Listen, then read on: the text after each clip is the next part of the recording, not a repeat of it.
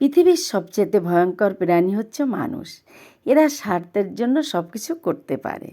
তো এটা কিন্তু আমার কথা নয়, এটা একটা মহামানবের কথা। তো যাই হোক, কথাগুলো ভারী ভারী করেই আমি প্রথম শুরু করলাম। আজ আমি নিয়ে এলাম অন্যরকম একটা রেসিপি। তোমরা দেখেই বুঝতে পারছো যে ডোনাট রেসিপি। তার জন্য প্রথমে আমি 1 কাপ নিয়ে নিয়েছি আটা, সাদা আটা, আর দিয়ে দিলাম 1 চামচের মতো ইস্ট, মানে 2 বার করে দিয়ে দিয়েছি। স্বাদ মতো লবণ দিয়ে দিচ্ছি, লাল চিনি, আমি তো লাল চিনি খেয়ে থাকি, সবাই জানো, 1.5 চামচের মতো দিয়ে আমি এবার এটাকে আর একটু তেল দিয়ে দিচ্ছি। আমি যেভাবে করে থাকি সেটাই আর কি। আসলে আজ করব আমি রসালো ডোনাট।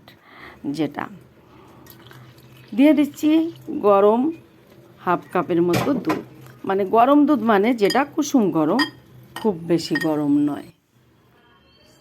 আমার ডোরটা মাখা একদমই কমপ্লিট হয়ে গেছে। আজকের ডোরটা কিন্তু আমি একটু মানে শক্ত করে মেখেছি, খুব নরম করিনি। তো এবার আমি রেস্টে রেখে দিচ্ছি।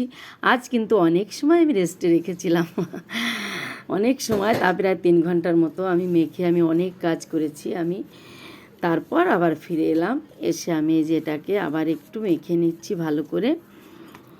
আমি কিন্তু এটা বাচ্চারা খুব পছন্দ করে, তার জন্য আমি কিন্তু আজ রসালো ডোনাট করলাম।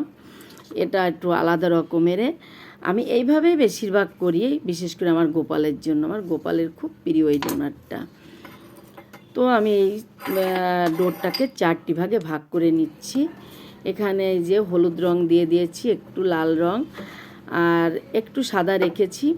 আর এটায় না, এটা লাল রং দেবো না, এইটায় লাল রং দেবো, লাল রঙে লাল দিব। এই যে এটাই দিচ্ছি সবুজ রং। আমি 4টে কালার দিয়ে, মানে বাচ্চারা পছন্দ করে কিন্তু একটু বিভিন্ন কালার হবে, দেখতে ভালো লাগবে। এই যে আরেকটু ফুড কালার দিয়ে দিচ্ছি, মনে হলো যেন ওখানে কম হবে, যার জন্য। এই যে আমি মেখে নিয়েছি সব কয়টা, মাখানো আর দেখাইনি। মাখাতে গেলে আসলে অনেক বড় হয়ে যায় ভিডিওটা, মাখতে আমরা সবাই জানি।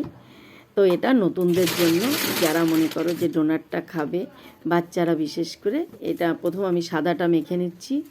আমি সাদা, হলুদ, সবুজ আর লাল, এই 4টে কালারের ডোনাট তৈরি করব আমি আজ।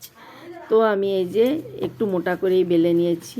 বেলে নিয়ে এবার আমি এটাকে এই যে এরকম একটা মুটকির সাহায্যে, গ্লাসে মানে বোতলের মুখ দিয়ে আমি কেটে নিচ্ছি ডোনাটগুলো। যে যা থাকে সেই মাপেই কেটে নেবে। আমি আজ একটু ছোট করেই করছি। এরপরে আমি আবার আর এক রকম ডোনাট দেখাবো, তোমরা অপেক্ষায় থাকো।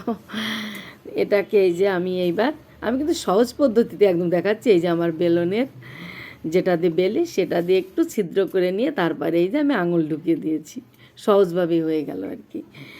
আর যদি কারো ছোট মুটকি থাকে, তা দিয়ে ভিতর দিয়ে কেটে নেওয়া যায়। আমি আর সেই প্রসেসে যাইনি, আমি সহজে আর কি যেটা হবে সেটা করে নিচ্ছি। এইভাবে তো আমি সবগুলোই করে নিচ্ছি, একদম সহজে যেটা হয়। এবার লালটা করে নিলাম। এইভাবে আমি সবগুলো আমার করা হয়ে গেছে। এবার এগুলোকে আমি 5 মিনিটের মতো রেস্টে রাখবো, রেখে তারপর আমি ভাজতে চলে আসছি। এই যে একটা দিয়ে আমি দেখে নিচ্ছি কেমন হয়। তো দেখো কতটা ফুলে গেছে ডোনাট, বোঝা যাচ্ছে আমার তেলটা হয়ে গেছে। এই পর্যায়ে আমি সাদাগুলি আগে ভেজে নিচ্ছি। আমি এক এক কালারটা এক এক রকম করে আগে ভেজে নিচ্ছি। সব কালারগুলি আমি একসঙ্গে দিচ্ছি না, অনেক সময় তেলের মধ্যে যেও কিন্তু কালারটা মিক্সড হয়ে যেতে পারে, যার জন্য। তো যদি ভালো লাগে, নতুন বন্ধু হলে চ্যানেলটি সাবস্ক্রাইব করে চ্যানেলটি পাশে থাকবে, আর পাশে থাকা বেল আইকনটি অন করবে, তাহলে এমন নতুন নতুন ভিডিও পেয়ে যাবে। আর যারা চ্যানেলটি সাবস্ক্রাইব করেছে তাদেরকে অসংখ্য অসংখ্য ধন্যবাদ। তোমরা লাইক, কমেন্ট, শেয়ার দিতে ভুলো না। এটা একটা কিন্তু খুব মজার রেসিপি। তো আমার এই ডোনাটগুলো কতটা ফুলেছে তোমরা দেখতে পেয়েছো। এবার আমি আজ মিশ্রি দিয়ে ডোনাট তৈরি করব, মিশ্রি ডোনাট আর কি।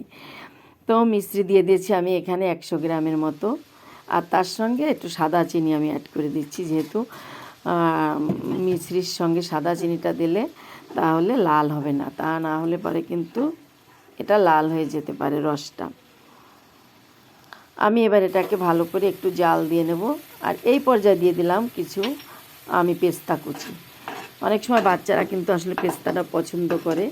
ডোনাটের সাথে সাথে পেস্তা যদি পড়ে একটা দাঁতের উপর, খুব মজা লাগবে খেতে। আমি এই যে দেখতে পাচ্ছি একটু চিটচিটে ভাব যখন হয়ে গেছে, ঠিক তখনই আমি এটা দিয়ে দিচ্ছি। আর একটু হয়ে যাওয়ার পর এটা কিন্তু শুকিয়ে গেলে একদমই বেশ মুচমুচে হয়ে যাবে। এটা ভাজার পরে কিন্তু বেশ একটা, বুঝতেই পারছো, এটা একটা মুচমুচে ভাব আছে। এই যে এরকমভাবে করে নিচ্ছি আমি। এই যে তুলে নিয়েছি সবগুলি ডোনাট। সব রকমের ডোনাট দিয়ে তো আমার গোপাল কিন্তু খুব মজা পেয়েছিল, বলে পিসি আমি তো এরকম ডোনাটই পছন্দ করি। ও যে কত পাকা হয়েছে, কিন্তু এখন ক্যামেরার সামনে আসতে চায় না মোটেও। এই যে ঠান্ডা হয়, এখন কিন্তু গরম যার জন্য এতটা নরম আছে, কিন্তু ঠান্ডা হয়ে যাওয়ার পর দেখো কেমন হয়ে গেছে, একদম মানে শক্ত হয়ে গেছে। তো সবাই ভালো থাকো, সুস্থ থাকো, আজ এই পর্যন্ত।